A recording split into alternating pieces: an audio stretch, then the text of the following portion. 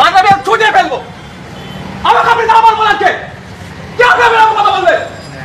কেন বলবেন না কথা? একদম মজার কথা বলবেন না। অসভ্য কথা বলে কেন আঙুল কথা বলবেন? ভিক্ষারি চেষ্টা করে ভিক্ষারি চেষ্টা আপনি দাও বলছেন বলেন আপনার ভুল আছে। আপনার স্যার এখন স্যারকে নিয়ে করেছেন স্যারের দয়াতে আপনারা এখানে নয়, এটা মাথায় রাখবেন। এটা আপনাদের মাথায় ঢুকে গেছে অমুকজন দয়া করছে বলে আছে। সমস্যাটা এখানটা মাথা থেকে সরান। কারো দয়াতে নেই। দেশ আমার, আমি নাগরিক, এটা আমার জায়গা, এটা আমার অধিকার, এটা মাথায় রাখুন। আমাদের এই গ্রামের একটা ছেলে বিল্ডার্সের দোকান করে। বিল্ডার্সের দোকান করা থেকে ওখানে একটা প্রজেক্টে মাল দিচ্ছিল। মাল দেওয়ার পরে ওর কিছু স্টোন চিপ চুরি যায়। ওরা সেটা হাতে নাতে ধরে, সেটা ওরা প্রমাণ করেছে। করার পরে বারুইপুর থানা মগরাহাট থানাকে জানাবার পরে পুলিশ ওদেরকে ডাকে বা এরা একটা কোঅপারেটিভ করে।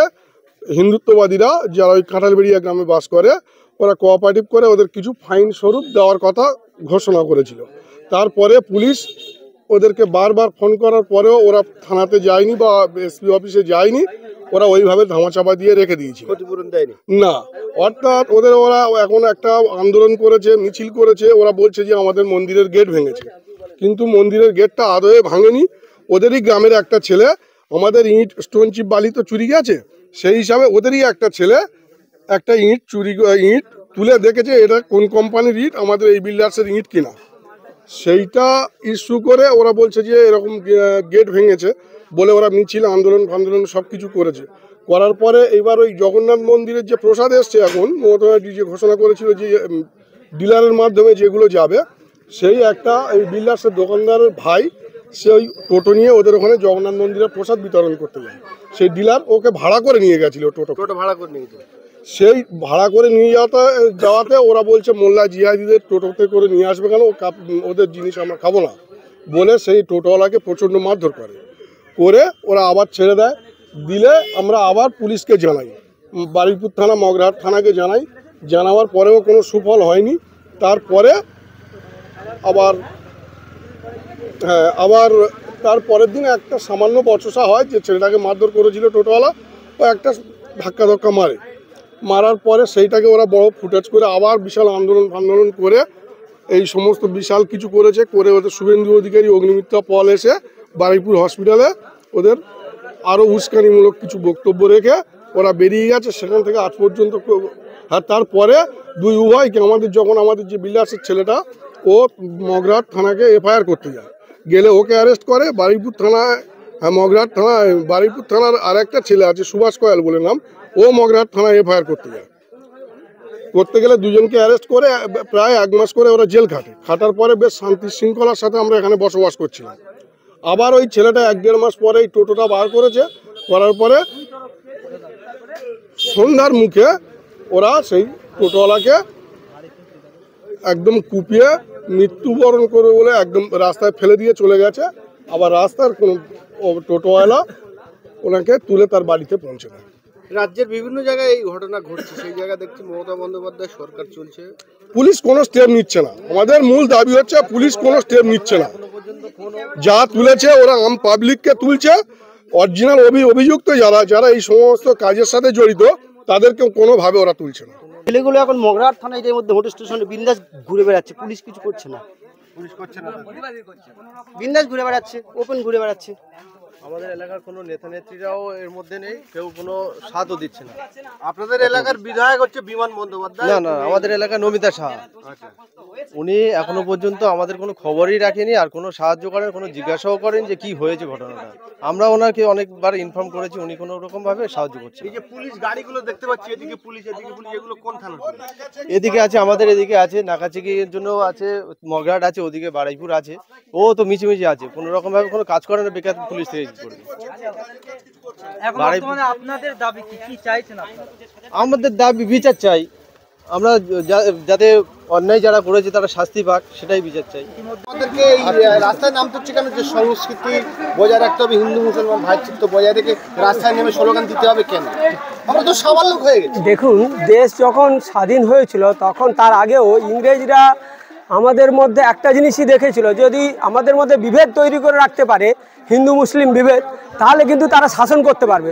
সেটা তারা করেছিল। আজকের দিনেও যে মূল সমস্যা আমাদের, আজকের দিনে শিক্ষার সমস্যা, শিক্ষা আজকে ধ্বংস হয়ে যাচ্ছে, স্বাস্থ্য ধ্বংস হয়ে যাচ্ছে, আজকে কর্মসংস্থানের সুযোগ নেই। এইগুলো থেকে যদি দূরে সরাতে হয় তাহলে এই বিভেদ রাজনীতি করতে হবে। এই বিভেদ রাজনীতির মধ্য দিয়ে নিজেরা মারামারি করব, সাধারণ গরিব মানুষ মারামারি করব, আর উপরে যারা আছে তাদের মধ্যে ঐক্য বজায় থাকবে, তারা ঠিকঠাক থাকবে। আজকে ক্ষমতায় টিকে থাকতে গেলে যেই ক্ষমতায় থাকুক, সে রাজ্য সরকার হোক, কেন্দ্র সরকার হোক, যে সরকারেই যারাই টিকে থাকতে হোক, তাদের মধ্যে এই বিভেদ রাজনীতি আজকে বিজেপি RSS যেরকম নক্কারজনকভাবে করছে, এ রাজ্যেও করছে। আজকে রাজ্যের মুখ্যমন্ত্রী তো RSSকে বলছে RSS খুবই ভালো, তারা খারাপ নয়। আজকে খারাপ থেকে অমিত শাহ খারাপ, আজকে মোদি ভালো। তার দ্বারা কী বোঝাচ্ছে যে এদের মধ্যে কোনো বিভেদ নেই। উপরে যারা আছে আজকে নিচে এদের ভোট রাজনীতির জন্য, শুধু ভোট পাওয়ার জন্য আমাদের মধ্যে বিভেদ তৈরি করছে, এবং হিন্দু মুসলিম খ্রিস্টান বৌদ্ধ বিভেদ তৈরি করছে, যাতে আমরা আমাদের মূল সমস্যা থেকে আমরা দূরে চলে থাকতে পারি। আর যে কথাটা বলছিলেন আপনি, মূল বলছিলেন যে RSS, এই যে বলছিলেন যে সাভারকার মুচ লেখা দিয়েছিল, যখন আন্দামান সেলুলার জেল থেকে তাকে ধরে নিয়ে আসা হয়, সে মুচ লেখা দিয়ে বলেছিল যে আমি আপনাদের অনুগত সৈনিক ব্রিটিশদের, এবং পরবর্তী ক্ষেত্রে তাই করেছিল। আজকে তারা হচ্ছে স্বাধীনতার চ্যাম্পিয়ন সাজছে বিজেপি, তাদেরই যে সাজছে। সত্যিকারের এরা তো স্বাধীনতার কামী নয় এবং সাধারণ মানুষের পক্ষে নয়, এরা সবই সাধারণ মানুষের বিরুদ্ধে এরা করে যাচ্ছে। এই যে জায়গায় আপনি হাঁটছেন, এই জায়গায় মূলত টোটোটা ভাঙা হয়, আমরা দেখেছি। এবং যে পরিবারের লোকদের দাবি, মূল আসামি যারা, তারা এখনো ঘুরে বেড়াচ্ছে, তাদেরকে ধরছে না। দেখুন, পুলিশ যদি চায় যে খুব দ্রুত অ্যারেস্ট করতে পারে, পুলিশ যদি চায় অ্যারেস্ট করাটা কোনো খুব কঠিন কাজ নয়। আমরা কি চাইবো? আমরা চাইবো সত্যিকারে যারা দোষী তাদের অ্যারেস্ট করুক, দৃষ্টান্তমূলক শাস্তি দিক। তার সাথে সাথে এই যে টোটো চালক, তার যে ক্ষতি, ব্যাপক বিরাট ক্ষতি হয়েছে, তার ক্ষতিপূরণ দিক, এবং আগামী দিনে যাতে আর এরকম ঘটনা না ঘটে তার জন্য পুলিশকে সদর্থক পদক্ষেপ নিতে হবে। এটাই আমাদের মূল দাবি। থাকতেবাদের ক্ষেত্রে পুলিশ BSF যৌথ উদ্যোগে দাঙ্গা করিয়েছে। এখন সেই সমস্ত অপরাধ সমস্ত পুলিশ নয়, প্রচুর পুলিশ আছেন তারা সত্যি আইনের পক্ষে কাজ করতে চান, তাদের কাজ করতে দেওয়া হয় না।